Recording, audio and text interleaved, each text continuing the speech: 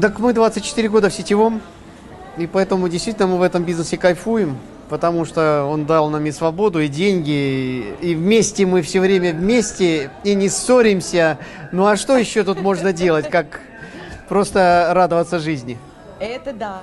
И сетевой, он еще навевает столько разных моментов, ярких красок, впечатлений, встреч, общений.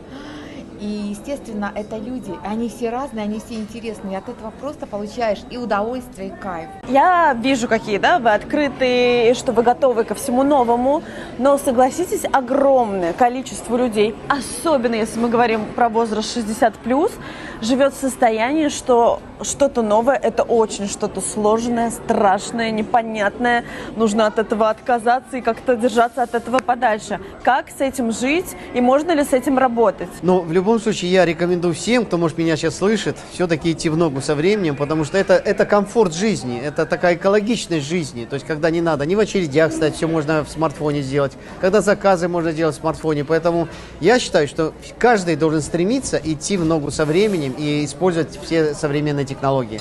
Слушайте, а есть люди, которые вас не понимают? Да, может быть, есть какой-то круг людей, которые считают по-прежнему, до сих пор считают вас сектой, ненормальными, непонятными людьми, которые непонятно чем занимаются? Если такие люди есть, они были, есть и, наверное, будут. Конечно. Но мы к этому очень спокойно относимся, мы знаем, какой мы получили уровень жизни, какую мы получили свободу.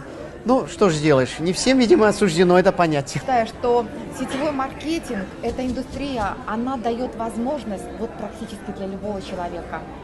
И здесь любой человек, он может раскрыться, показать свои лучшие стороны, достигнуть то, что он хочет. Но уж если выбрали компанию IPL, если вдруг меня кто смотрит, ребята, то выбрав компанию IPL, здесь вообще все просто. Здесь делается на любви и очень щедрый у нас президент.